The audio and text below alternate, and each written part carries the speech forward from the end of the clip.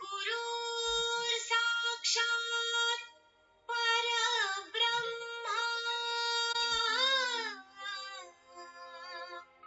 तस्मै श्री गुरुवे नमः। तस्मै श्री गुरुवे नमः।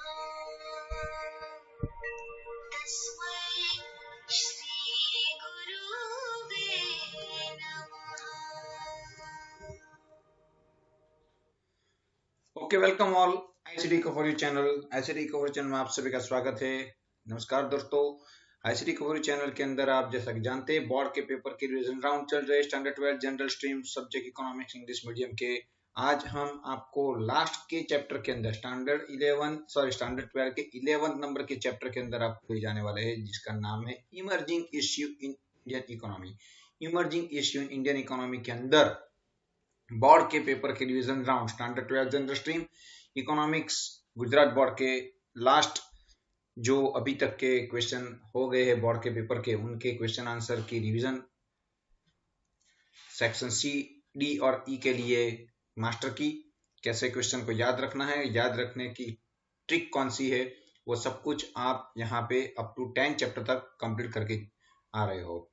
अगर जिन्होंने ये चैनल सब्सक्राइब नहीं की और अभी भी गुजराती मीडियम के 1 to 11 चैप्टर के रिवीजन राउंड के अगर आप बेनिफिट लेना चाहते हैं तो please subscribe this channel www.ict.co4u।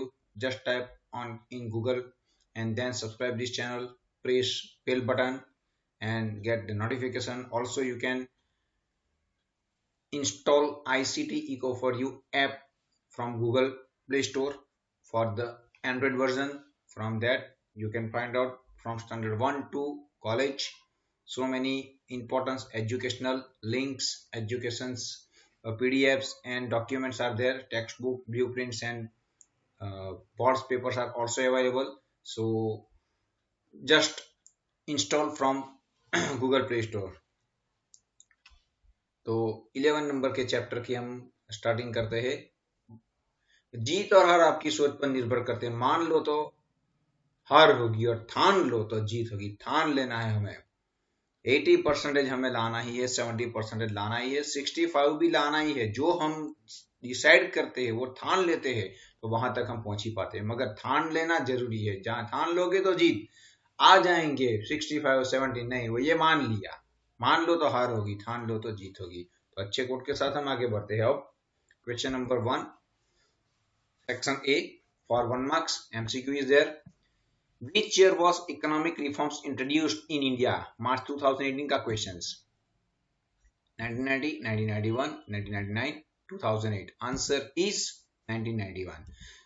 Second, according to the World Bank report, how much does India spend on health out of gross domestic product?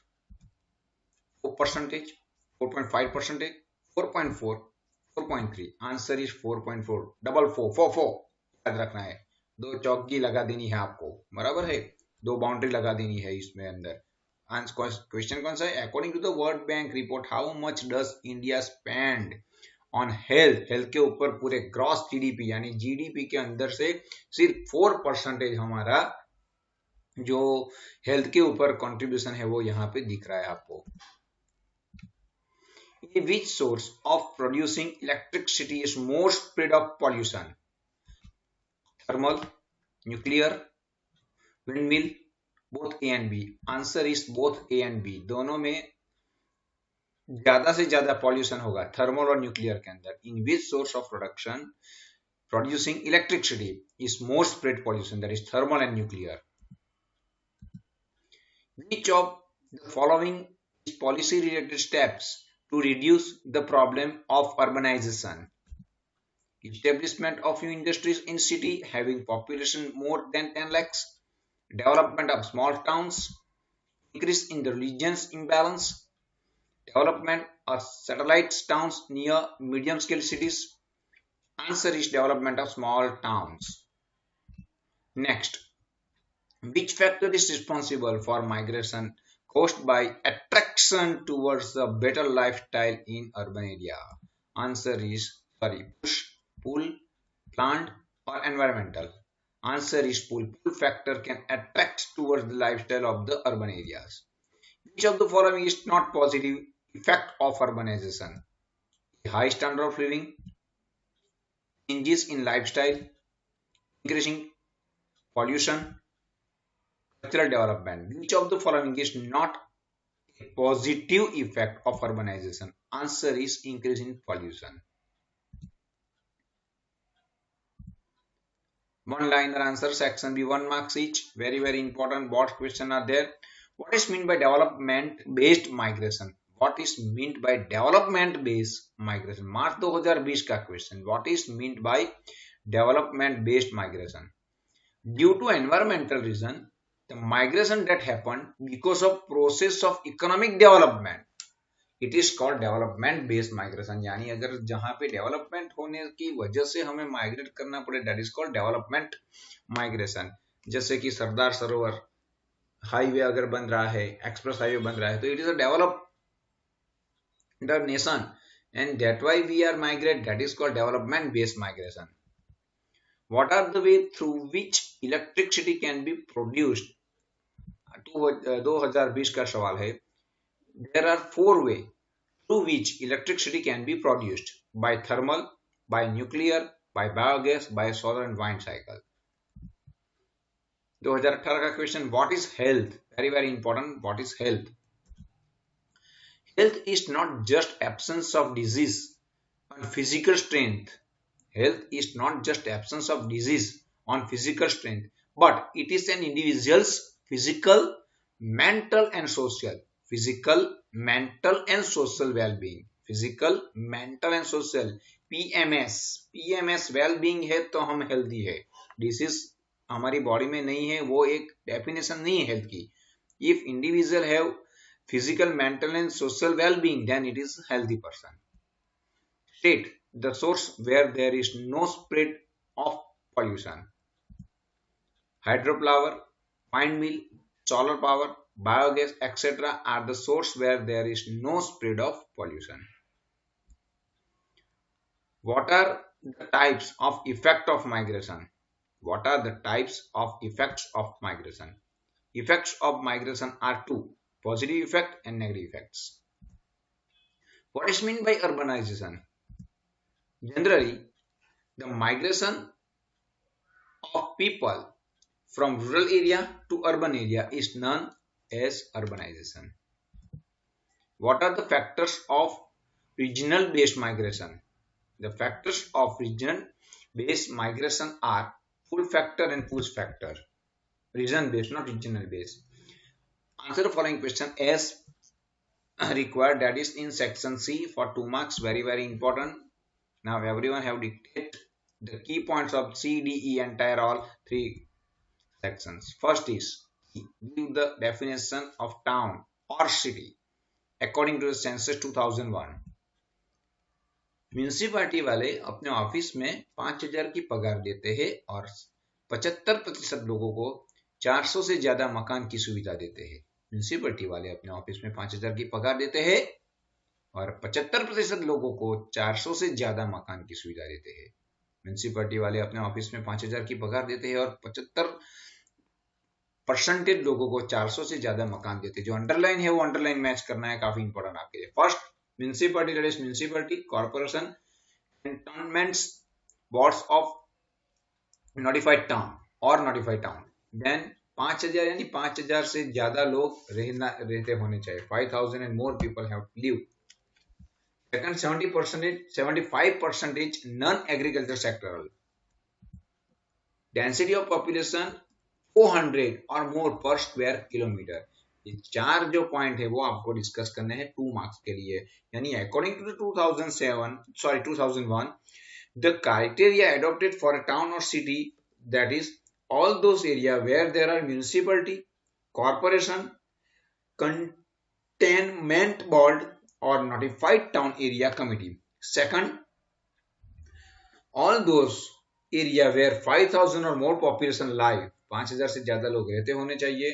75% and or more, 75% or more must be one of the non agriculture sector employed, वो agriculture sector के अंदर 75% और उससे ज्यादा होने नहीं चाहिए, यानी 75% से ज्यादा नॉन एग्रीकल्चर सेक्टर के अंदर होने चाहिए, यानी सर्विस, उसके बाद इंडस्ट्रियल सेक्टर, उसके बाद primary sector sorry other sector, service, primary और first primary sectors that is agriculture sector, secondary that is industrial sector, and third is service sector. So 75% people are engaged in last two, that is service and industrial sector. Primary sector के अंदर वो 75% urban के अंदर होने नहीं चाहिए. And last one is density of population is 400 और मोर, 400 या 400 से ज्यादा डेंसिटी पर स्क्वायर किलोमीटर होनी चाहिए लोगों की. तो ये जो है वो अर्बन की डेफिनेशन है एज पर सेंसस 2001. ध्यान में रखना, अर्बन की डेफिनेशन 2001 की पूछी जाए तो ये ही आपको ध्यान में रखना है. ये 4 पॉइंट आएंगे, 2 मार्क्स आपके जेब में. What are the pull factors for migration, March 2019 का question. What are the pull factors for migration. देखना 2 मार्क्स के अंदर पूछा है ये क्वेश्चन. 2 मार्क्स के अंदर लंबा नहीं खींचना है, 2 मार्क्स जैसा ही हमें लिखना है, मगर पॉइंट कवर होने चाहिए. तो first is need better infrastructure facility. We need better infrastructure facility. We need better infrastructure facility. The first point is better lifestyle and second point is infrastructure facility. So what are the pull factors of the migration. तो यहाँ पे better lifestyle की बात हो रही है, that is attraction for the better lifestyle of urban areas. और infrastructure facility की बात होती है तो infrastructure facility like transportation, communication system, education, health service of urban area, attraction of other countries to settle there permanently. तो ये सभी जो एरिया है जिससे हम अट्रैक्ट हो जाते हैं और गांव छोड़ के सिटी एरिया के अंदर आ जाते हैं. तो ये काफी इंपॉर्टेंट मार्क 2019 का question. Key is very important, जो पर्पल ब्लू के अंदर आपको दिख रही है. We need better infrastructure facility. आपके नोटबुक में, आपके टेक्स्ट बुक में, या आपके डाइजेस्ट में, या फिर आपके फुल स्केप के अंदर ये पॉइंट क्वेश्चन के साथ, की के साथ याद रखोगे. 2 में से 2. Give the meaning of urbanisation, March 2019 का question. Give the meaning of urbanisation, very very important. उसकी की है, हम जनरली देखे तो पॉपुलेशन रूरल से अर्बन आ रही है. हम जनरली देखते हैं तो क्या हो रहा है कि हमारी जो पॉपुलेशन है वो रूरल से अर्बन आ रही है. Means first point is general meaning. Second, increase population in one area of the town. Second जो है वो रूरल से अर्बन. ये सभी इंपॉर्टेंट है. General meaning, then increase population in one area of town, rural to urban area. ये तीनों point काफी इंपॉर्टेंट है. हम जनरली देखें तो पॉपुलेशन रूरल से अर्बन आ रही है. हम जनरली देखें तो पॉपुलेशन रूरल से अर्बन आ रही है. हम जनरली देखें तो पॉपुलेशन रूरल से अर्बन आ रही है. Generally that is general meaning. Then increase population in one area to of town and rural से अर्बन आ रही है. तो रूरल टू अर्बन, ये 3 पॉइंट है. तो उसका मतलब क्या है कि generally the migration means what. तो माइग्रेशन का मीनिंग क्या है जनरल वर्ड के अंदर. तो generally the migration of the people from rural area to urban area is known as urbanization. Urbanization is a socio economic process in which the population in one area increases and get concentrated and converted into town or city. Urban area के अंदर जो लोग हैं वो अच्छी तरह से आगे बढ़ रहे हैं और जैसे ही वो आगे बढ़ते हैं तो वे कॉन्सेंट्रेशन करते हैं किसी एक एरिया को और उनका वो टाउन और सिटी बना देते हैं. सेकंड, इंक्रीज हो गया. अब urban to rural to urban. Urbanization is a concept indicating the concentration of population. It includes the process of migration from rural area to urban area. Also, it shows population growth residing in urban areas. ये rural to urban तो आ रहे हैं मगर concentration भी करते हैं. And include the process of migration from rural area to urban areas. Also, it shows population growth residing in urban area. Population growth rate हमारा बढ़ता जाएगा, ऐसा होगा तो अर्बनाइजेशन के 2 मार्क्स के लिए आपको इतने 3 पॉइंट को ध्यान में रखने हैं. जनरल मीनिंग उसका, और इंक्रीज हो रही है पॉपुलेशन मगर किसी एक एरिया को कॉन्सेंट्रेट करके वो सिटी और टाउन बन जाता है, और रूरल टू अर्बन के अंदर जो आते हैं उससे पॉपुलेशन ग्रोथ रेट भी सिटी एरिया के बढ़ रहे हैं. ये सी सेक्शन के लिए ओवर हुआ. Now for the section D, answer following question as required. 3 marks का क्वेश्चन, काफी इंपॉर्टेंट आप सभी के लिए. Explain the types of migration. Explain the types of migration. Very important. Section D. 3 marks के लिए है, ध्यान में रखना। सिर्फ पॉइंट लिखोगे 0 मार्क्स। अंदर डीप में करना है की, वेरी इंपॉर्टेंट। लेकिन किंतु परंतु पर यानी पी आर है, प का पी र का आर है, लेकिन किंतु परंतु याद रखना है। दो मेन टॉपिक्स, पहला है प्लेस बेस एंड सेकंड है region base. First is place base, second is region base. First is place base, second is region base. अब प्लेस बेस के अंदर जो पॉइंट्स है उनकी भी की है वो ध्यान में रखनी है। अपने इंटर में देखो, इंटरनल को छोड़ो, यानी अपने आप अंदर जो अपने अंदर जो है वो देखो, दूसरे के बारे में मत देखो, यानी अपने इंटर को देखो, इंटरनेशनल को छोड़ो। अपने इंटर को देखो, इंटरनेशनल को छोड़ो। That means first point is inter migration, that is called internal migration, and second is international migration. Second point region based migration, region based that is अगर पुल करके ना मिले तो पुश करो। हमें जो भी चाहिए, अगर अट्रैक्ट होके हम नहीं ले पा रहे तो उसे पुश, थोड़ा सा धक्का देना पड़ेगा। परसेंटेज नहीं आ रहे तो थोड़ा जोर लगाना पड़ेगा। तो पुल करके ना मिले तो पुश करो, पुल करके ना मिले तो पुश करो, पुल करके ना मिले तो पुश करो। That is migration due to pull factor, migration due to push factor. ये 4 पॉइंट आपको दिमाग में सेट कर देने हैं। सबसे पहले है किंतु, लेकिन, परंतु। परंतु का अर्थ P R, P that is place base, R that is region base. In place base अपने इंटर के बारे में देखो, इंटरनेशनल को छोड़ो, और रीजन बेस दैट इज अगर पुल करके ना मिले तो पुश करो। Migration due to pull factor, migration due to push factor. तो सबसे पहले हम बात करेंगे प्लेस बेस्ड माइग्रेशन की। Migration which is based on geographical boundaries of a country, it is called place based migration. Place based migration की हम पहले डेफिनेशन देनी है, उसके बाद इंटरनल और इंटरनेशनल के बारे में जाना है। तो migration which based on the geographical boundaries of a country is called place based migration, that is internal and international. First is internal. Internal के अंदर हम देखें तो internal migration means what? The migration of a person from one place to another within the geographical boundary of a country is called internal migration. यानी किसी एक देश के अंदर ही अगर हम माइग्रेशन हो रहे अलग अलग स्टेट के अलग अलग डिस्ट्रिक्ट से, तो it is called internal migration. For example, A person from Gujarat settle down in Maharashtra और राजस्थान और छत्तीसगढ़ और some of the other area, it is called internal migration. Second is international migration.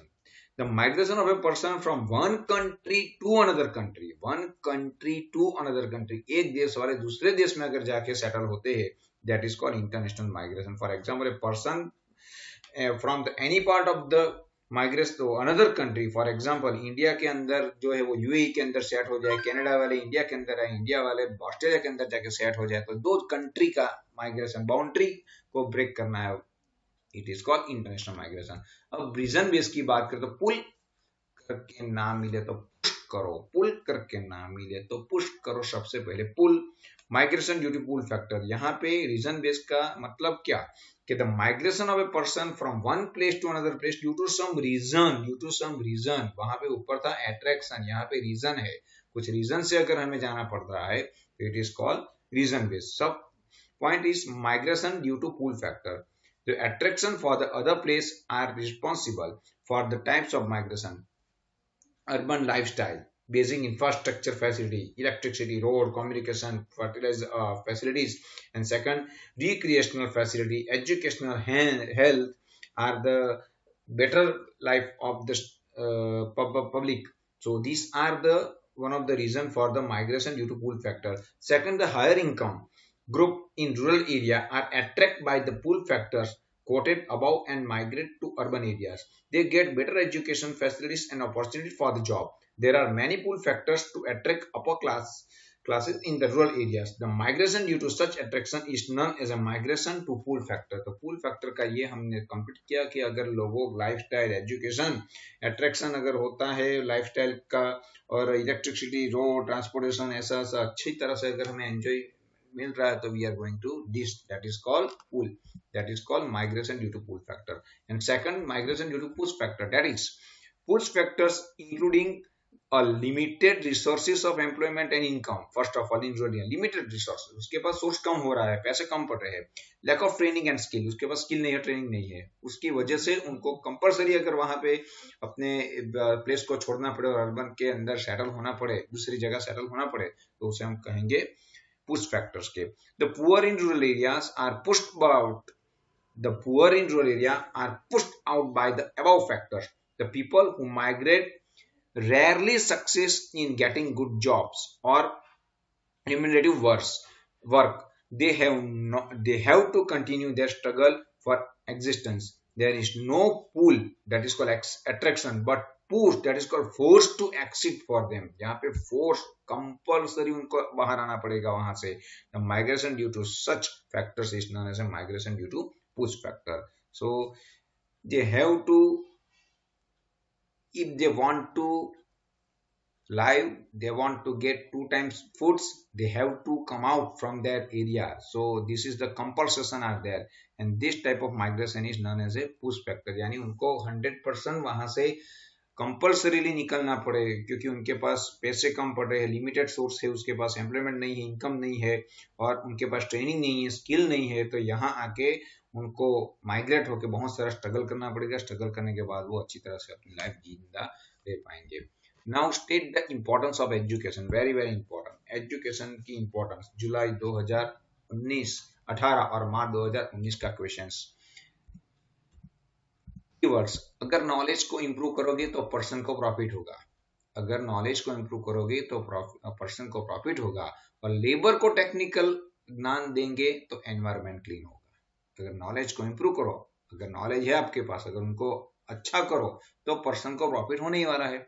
और अगर जो लेबर है, जो जानते नहीं है एनवायरमेंट को कैसे बचाना है, वो लेबर को टेक्निकल अगर ज्ञान देंगे तो एनवायरमेंटल क्लीन रहेगा. तो काफी इंपॉर्टेंट है. अगर नॉलेज को इंप्रूव करना है, करोगे, अगर नॉलेज को इंप्रूव करोगे तो क्या होगा, पर्सन को प्रॉफिट होगा, और लेबर को टेक्निकल ज्ञान मिलेगा तो एनवायरमेंट क्लीन रहेगा. तो फर्स्ट पॉइंट इज नॉलेज.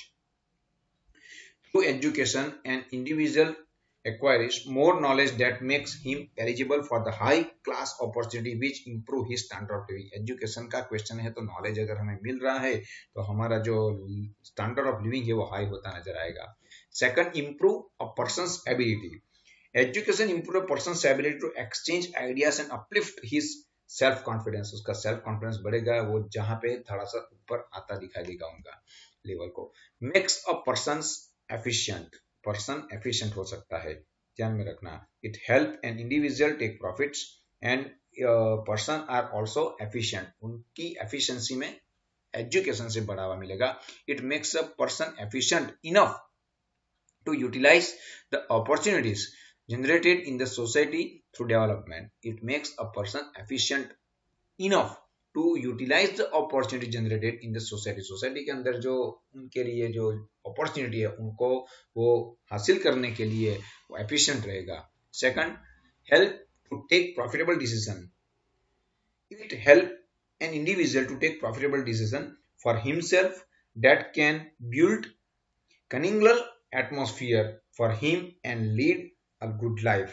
वो एक जहीं से भी उनको मुनाफा मिले ऐसे वो डिसीजन ले सकता है इकोनॉमी के अंदर, और इकोनॉमी को बचा भी सकता है. Productivity of labour can be increase.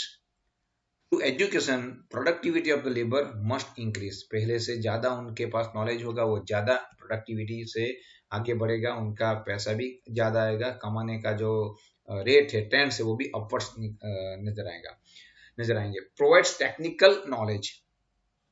Education provide technical knowledge through information regarding financial facilities available, different methods of production which can increase agriculture productivity. ये agriculture productivity को increase करने के लिए आगे बढ़ सकते हैं. Next, a person understand an environmental hazards. By increasing and expanding education, it makes a person understand the environmental hazards. As a result, environmental balance can be created in society. So this 7th point is very important.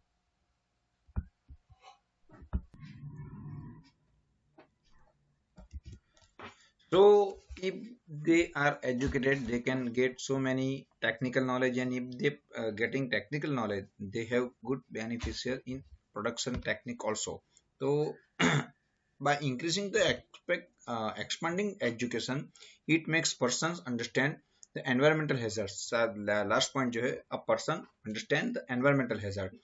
यानी अगर वो पढ़ा लिखा, उसको पता है कि अगर एनवायरनमेंट को बचाना है किस तरह से, as a result environment balance can be created in the society. And very important, is provide technological knowledge. Education provide technical knowledge through information regarding financial facilities available, different methods of the production which can be increase the agricultural productivity. जो farmer है उनको अगर technical knowledge देंगे तो वो farming के अंदर भी अपने स्किल का यूज करके प्रोडक्टिविटी बढ़ा सकता है। जो एनवायरमेंटल को बचाना चाहते हैं तो उनको भी ऐसा नॉलेज मिल सकता है, तो एनवायरमेंटल हैजर्ड से भी हम बच सकते हैं। Education can bring awareness regarding the cleanliness.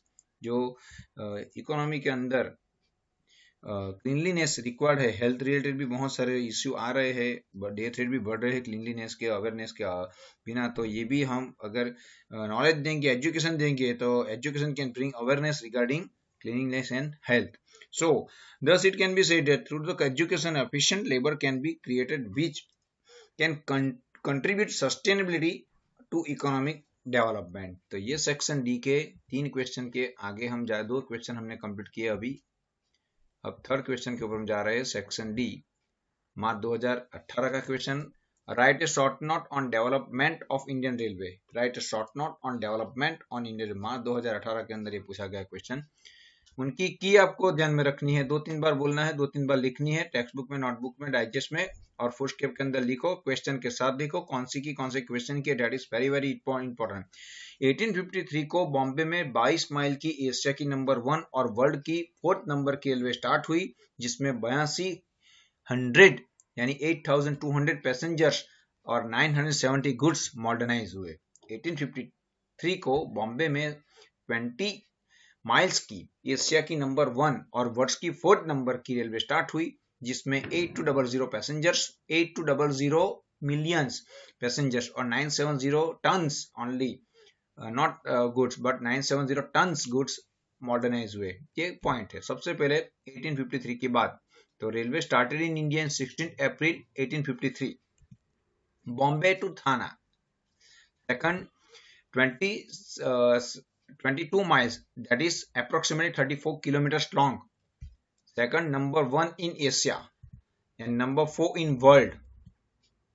Passenger traveled 8,200 million. Goods travel 970 million tons. Concept of modernization railway department. तो ये आपको ध्यान में रखने पॉइंट्स के अंदर एक दो लाइन, क्योंकि शॉर्ट आंसर है, सेक्शन डी के अंदर 3 मार्क्स का है, मगर तकरीबन 12-13 पॉइंट है, तो उसको हमें ध्यान में रखना है, तब जाके 3 मार्क्स ले सकते हैं। तो in the field of the transportation, the development of the Indian railway is considered to be very important and revolutionary development. The British government developed the railway in their era, but they want their own benefits, so at their self benefits they start the railway in economy. The British government developed railway in India. During the British rule, Indian Railway was started on 16th April 1853 between Bombay to Thane, a distance of 22 miles, that is 34 kilometers. After independence, the administrative of the railway came to in the hands of Indian government and administrated it through separate department. Independence के बाद हमारे हाथ में उनका administration करने को आया. At present, the spread of the Indian Railway network stand number 1 in Asia and number 4 in world. It is a biggest public enterprise, and today more than 14 lakhs people have get employment. ये data ध्यान में रखना है। अगर ये data ध्यान में नहीं रखे तो ये जब जितने भी डेटा अभी लिखे वो तो ध्यान में रखने ही पड़ेंगे।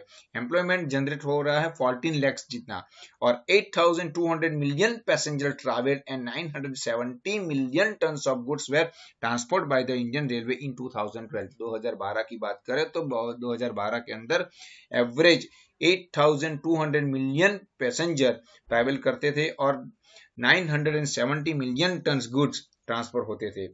Now modernise of the railway, अब दूसरा कॉन्सेप्ट है कि रेलवे डिपार्टमेंट को मॉडर्नाइज करना है। वो कैसे, तो उनकी भी की है, ध्यान में रखना। हर एक कंपार्टमेंट में मॉडर्न फैसिलिटी होगी और इलेक्ट्रिफिकेशन टाइम पे मिलेगा तो बुलेट ट्रेन स्टार्ट हो सकती है। हर एक कंपार्टमेंट में मॉडर्न फैसिलिटी होगी और इलेक्ट्रिफिकेशन टाइम पे मिलेगा तो बुलेट ट्रेन स्टार्ट हो सकती है। हर एक कंपार्टमेंट में मॉडर्न फैसिलिटी होगी और इलेक्ट्रिफिकेशन टाइम पे मिलेगा तो बुलेट ट्रेन स्टार्ट हो सकती है। तो सबसे पहला पॉइंट है railway compartment also modernise. Railway compartment की बात हो रही है, तो railway compartment are also being modernise to make passenger feel more comfortable during the travelling. जो ट्रैवल करते हैं उनको फीलिंग अच्छी होनी चाहिए। Second, modernize railway station. Modernize the railway station, that is called modernization of the railway station is also being taken up for providing various facility. बहुत सारी facility अब रेलवे भी दे रही है हमें. थर्ड है facilities. फैसिलिटीज का मतलब कि बहुत सारी फैसिलिटी रेलवे डिपार्टमेंट के अंदर से मिल रही है. More facilities are being created to make rail travelling safer. Safety भी बात हो रही है फैसिलिटी के साथ साथ. रात को अगर हम मुसाफरी करते हैं तो उसमें भी फैसिलिटी होनी चाहिए, कोई भी रॉबर हमें रॉब ना कर दे. ये सभी फैसिलिटी रेलवे डिपार्टमेंट के सिक्योरिटी के अंदर आती है. Next, electrification for the faster travel. ये भी काफी इंपॉर्टेंट है, इलेक्ट्रिफिकेशन ऑफ फास्टर ट्रैवल. तो more and more electrification of railway is taking place so the travel can become faster. Electrification जितना होगा फटाफट ट्रेन आगे बढ़ेगी, it will reduce what time. तो इलेक्ट्रिफिकेशन की बात हुई. Then time can be reduce, वो भी काफी इंपॉर्टेंट बात है कि the work of increasing the speed of the train has already started so that the time to reach the destination can be reduce. फटाफट जाएगी फास्ट ट्रेन, हमारा time बचाएगी, आसानी से हम डेस्टिनेशन पे पहुंच पाएंगे. और टाइम अगर बचा तो इंडियन इकोनॉमी के लिए काफी बेनिफिट है, क्योंकि अगर जो आदमी 4 घंटे के फासले के बाद वहां पहुंचता है वो 2 घंटे पहुंच जाए तो 2 घंटे की प्रोडक्टिविटी टाइम उनको मिल सकती है. Bullet train concept very important. To plan modernisation of the train, Talgo and bullet train are being started. ये सभी कॉन्सेप्ट ध्यान में रखने पड़ेंगे. तो ऊपर के 7 पॉइंट और नीचे के 6 पॉइंट यानी 14 पॉइंट की डेफिनेशन शॉर्ट नोट है. काफी इजी है, पॉइंट याद रखने के लिए 8 बनाए, बाकी 1-2 सेंटेंस के अंदर ये सभी पॉइंट है कवर हो गए. मगर याद रखने के लिए एक पॉइंट हमें नहीं यहाँ पे आपको शो कर रहा है, that is 14 lakhs people. 14 lakhs, 14 के बाद 50 people have got employment in it. तो ये बात आपको ध्यान में रखनी है. तो नेक्स्ट क्वेश्चन एक बार फिर से की दोहरा रहे हम. Importance of railway. सबसे पहले 1853 को बॉम्बे में 22 माइल्स की एशिया की नंबर 1 और वर्ल्ड की नंबर 4 रेलवे स्टार्ट हुई, जिसमें 8,200 पैसेंजर्स और 970 गुड्स मॉडर्नाइज हुए. उनका कीवर्ड, हर एक कंपार्टमेंट में मॉडर्न फैसिलिटी होगी और इलेक्ट्रिफिकेशन टाइम पे मिलेगा तो बुलेट ट्रेन स्टार्ट हो सकती है. बुलेट ट्रेन कब स्टार्ट हो सकती है? जब हर एक कंपार्टमेंट में मॉडर्न फैसिलिटी होगी और इलेक्ट्रिफिकेशन टाइम पे मिलता रहेगा तो we can start our bullet train. तो ये क्वेश्चन के बाद नेक्स्ट सेक्शन ई के लिए 5 मार्क्स के लिए काफी इंपॉर्टेंट है. क्वेश्चन ई 5 मार्क्स के लिए आपको पूछा जाएगा. तो मार्च 19 और मार्च 20 का क्वेश्चन आपके सामने. Discuss the negative effect of migration. Discuss the negative effect of migration. Migration की नेगेटिव इफेक्ट कौन कौन सी है? तो सबसे पहले की काफी इंपॉर्टेंट है. की होगी तो ही पूरा आंसर 5 मार्क आपके जेब में होगा. तो यदि इंफ्रास्ट्रक्चर के प्रॉब्लम सोशली है तो लोग अनरेगुलेटेड अर्बनाइज होंगे. यदि इंफ्रास्ट्रक्चर के प्रॉब्लम सोशली है तो लोग अनरेगुलेटेड अर्बनाइज होंगे. यानी इंफ्रास्ट्रक्चर अच्छा नहीं है, उनके प्रॉब्लम हो रहे हैं तो सोसाइटी के अंदर अनरेगुलेटेड अर्बनाइज होंगे. तो सबसे पहला पॉइंट है shortage of infrastructure facility. Second problem, that is problem of environmental pollution. Third social, that is social evils. Then fourth point is unregulated urbanisation. ये 4 पॉइंट. यदि इंफ्रास्ट्रक्चर के प्रॉब्लम सोशली है तो लोग अनरेगुलेटेड अर्बनाइज होंगे. तो सबसे पहले हम बात करेंगे शॉर्टेज ऑफ इंफ्रास्ट्रक्चर फैसिलिटी की. First, unorganized urbanization, hotment and dirty slums develops makes that local administrative ineffective.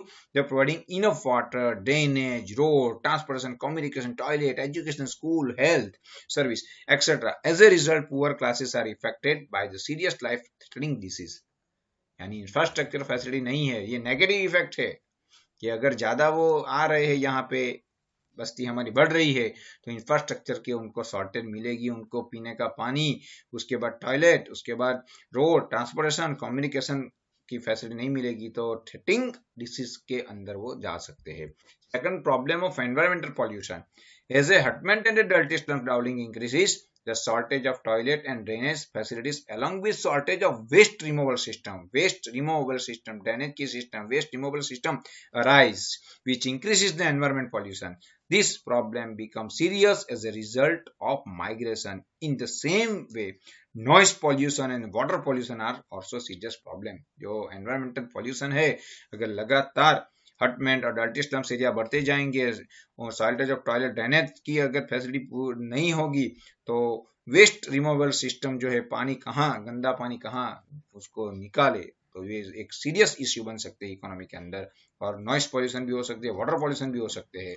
Then next is social evils, very important. When people who migrate from village to cities in search of higher and regular income and are not able to get expected job or lifestyle, sometimes resort to anti-social activity like threat, loot, etc. This list distributions in the social life of cities.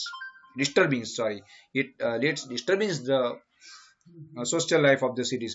Social frictions arises among the people because of difference in the language, culture and lifestyle. जो social evils है उसकी बात करें तो जो लोग यहाँ से आ जाते हैं, जो एक्सपेक्टेशन हाई करके बैठे थे, उनको उनकी हिसाब से जॉब नहीं मिलती, इनकम नहीं मिलती, रेगुलर नहीं होते, तो पैसे कमाने के लिए, लाइफस्टाइल को पूरा करने के लिए, they are going with some anti-social activity like robbery, some theft and loot, and that leads disturbance the social ethics. Now unregulated urbanization.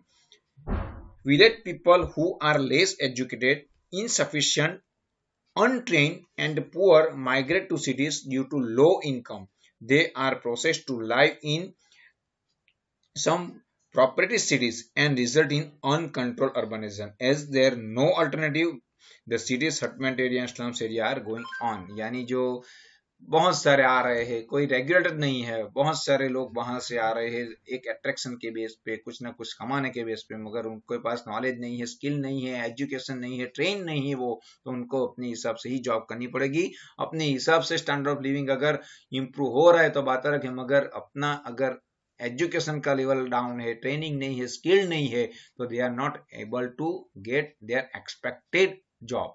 और उन लोगों को जॉब नहीं मिलेंगे, पैसे कम मिलेंगे, तो वो हाई राइज एरिया के अंदर नहीं रह सकेंगे, उनको हटमेंट, डार्लिंग और ऐसे स्लम्स एरिया में ही रखेंगे. तो ये एक बात हो रही है. तो ये 4 पॉइंट नेगेटिव इफेक्ट के 5 मार्क्स के लिए आपको डीप में डिस्कस करने हैं. Now discuss the positive effect of urbanisation. Migration की नहीं है, अर्बनाइजेशन की है. पॉजिटिव इफेक्ट किसकी है? अर्बनाइजेशन. ध्यान में रखना, मार्च 2020 का एक क्वेश्चन आपके सामने है, आंसर उसकी की इंपॉर्टेंट है. खराब इंफ्रास्ट्रक्चर और पुअर्टी वाला कल्चर कभी मॉडर्न नहीं बन सकता.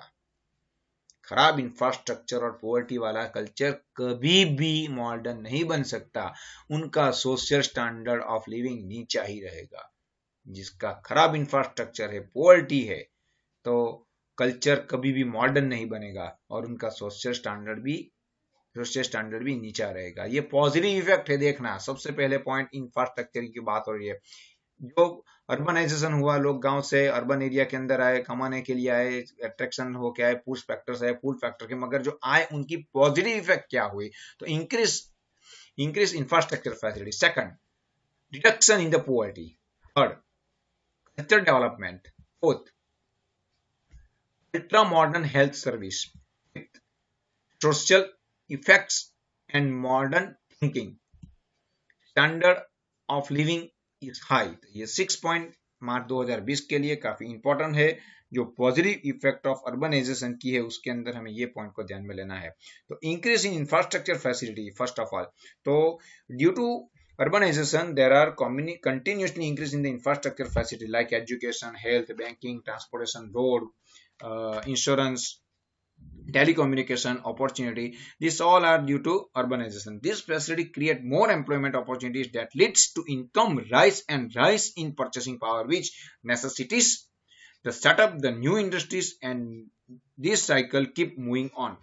जो लोग बाहर से इंडिया के अंदर या गांव से इंडिया के अर्बन एरिया के अंदर आ रहे हैं, तो उन लोगों ने अपनी डिमांड बढ़ा दी. डिमांड बढ़ाई, उनको health, education, banking, transportation, communication, insurance की फैसिलिटी मिलने लगी. और जैसे ही उनको मिलने लगी, दैट मीन्स उनको मिलने के लिए गवर्नमेंट को एम्प्लॉयमेंट क्रिएट करना पड़ा। अगर एम्प्लॉयमेंट उसके हाथ में आया that means purchasing power will increase, और परचेसिंग पावर इंक्रीज होती है तो नए इंडस्ट्रीज को सेटअप करना पड़ेगा so that it will be boosting our economy. It is effective it is positive effect in Indian economy. Now reduction in poverty. Due to urbanization, industries and the service sector create large-scale employment in cities, which reduce poverty.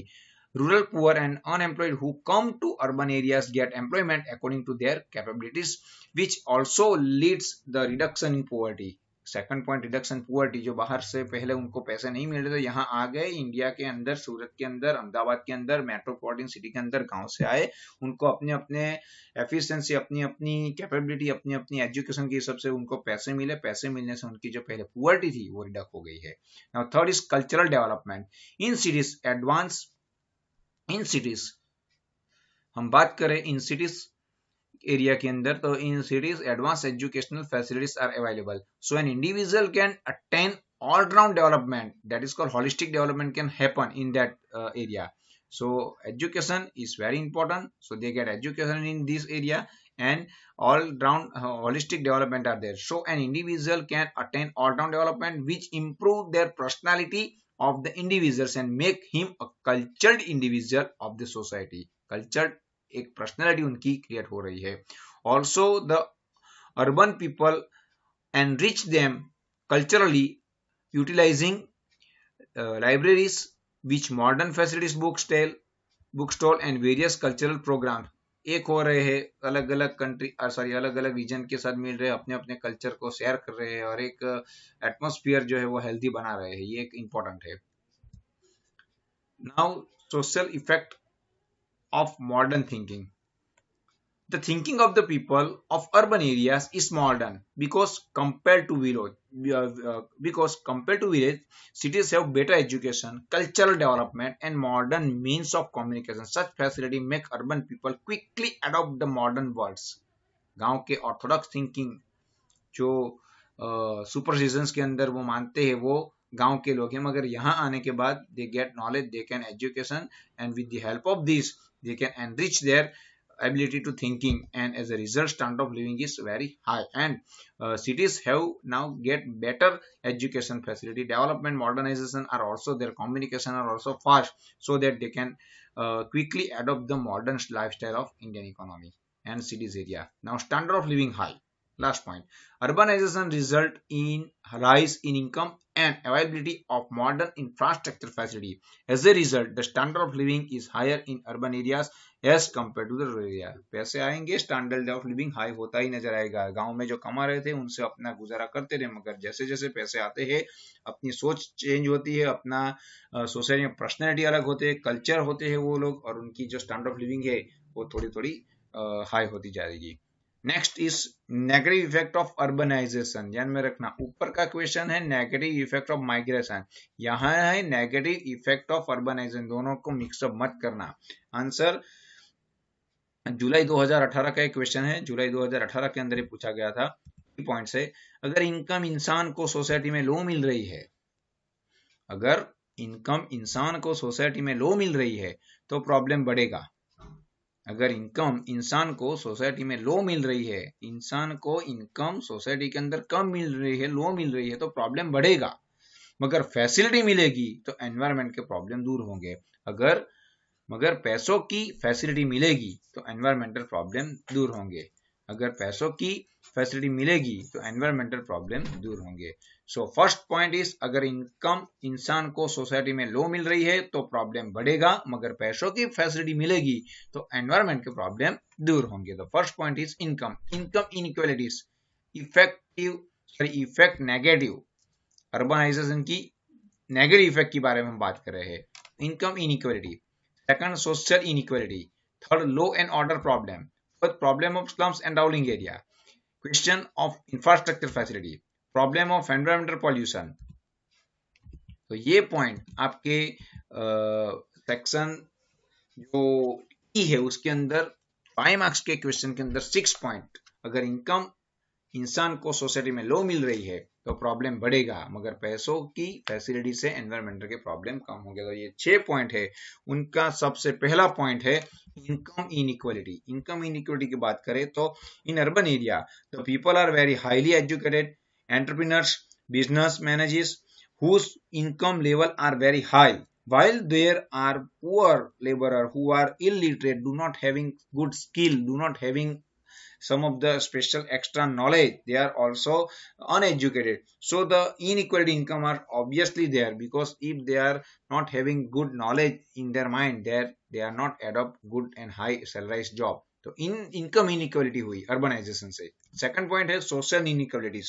In urban areas the rich and the educated class have modern thinking, while the uneducated poor class have blunt and age old thinking, hence they are exploited much in urban area. ये दो तरह के divide हो गए। जो area के अंदर पैसे वाले ज्यादा थे उन लोगों को ज्यादा पैसा मिला, जो अनस्किल है, डेवलप है, और दूसरा उसके पास लिटरेसी भी नहीं है, तो उन लोगों को ऐसा ही काम मिलेगा। तो उनका जो है एक्सप्लॉय जो बड़े लोग हैं वो करते ही जाएंगे। तो ये दो पार्ट में पूरी सोसाइटी बीत गई। That is called social inequalities.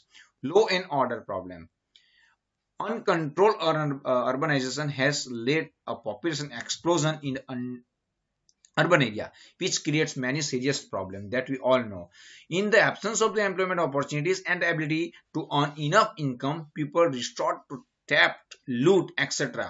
Such antisocial activities take place on such a large scale. Law and order situation prove insufficient, and situation that is called deterioration.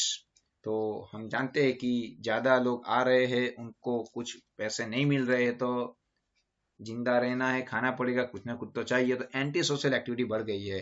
अगर उनको अपने हिसाब से अगर जॉब मिल रही है, अगर वो सेटिस्फाइड है तो बात अलग है, मगर एक्सपेक्टेशन अगर हाई है, मगर वो पढ़े लिखे नहीं है, इलिटरेट है, अनस्किल है, अनट्रेन है, तो उनको जॉब भी ऐसी ही मिलेगी। तो वो अपने स्टैंडर्ड ऑफ लिविंग को अप करने के लिए ऐसी एंटी सोशल एक्टिविटी भी करते रहेंगे अर्बन एरिया के अंदर। Now problem of slums and dwelling. People coming to cities from village are forced to live in hutment and dirty slums because they are not able to afford pakka house due to their low income.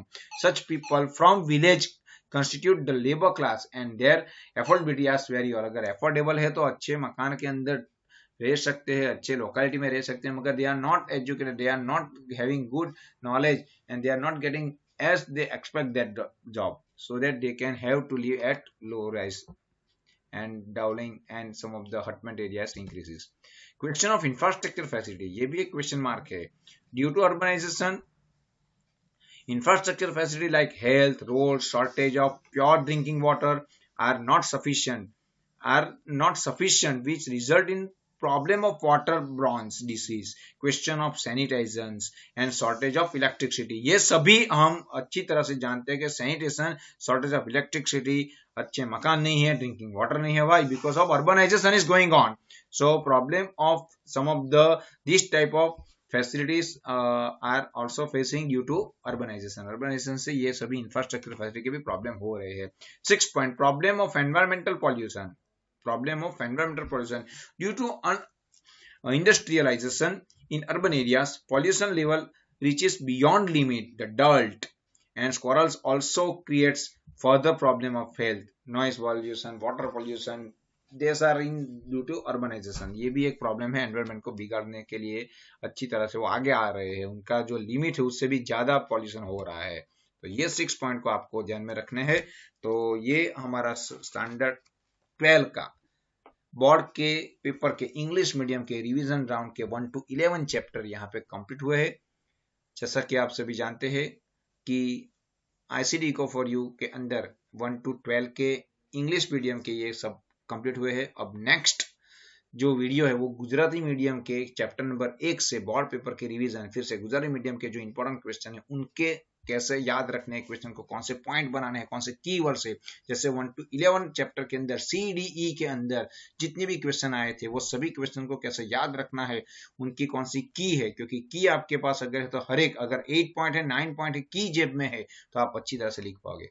तो ये सभी आपका जो भी 1 to 11 का chapter का पूरा जो વિડીયો था वो हमने यहाँ पे कंप्लीट किया. વિડીયો અંત સુધી નિહાળવા બદલ આપ સૌનો આભાર. ગુજરાતી માધ્યમના પ્રકરણ 1 ના બોર્ડ પેપરના રિવિઝન રાઉન્ડ જોવા માટે જોતા રહો ICT cover channel.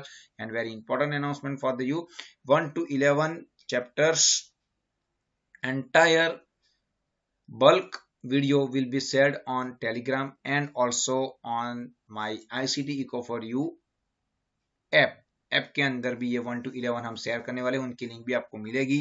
So please install this app and get 1 to 11 entire link. Those who are missed 1 to 10 or they have not still subscribed, please subscribe this channel www.ictcoforyou from the Google and type the subscribe button and type on bell button so that you can find so many notification and you can get so many educational videos. So I am heartily thankful those who are already subscribed and those who are new viewers. Try for the support and आप सभी का ये video देखने के लिए आभार. Thank you for the day. Thanks a lot. Thank you for your support. Have a nice day.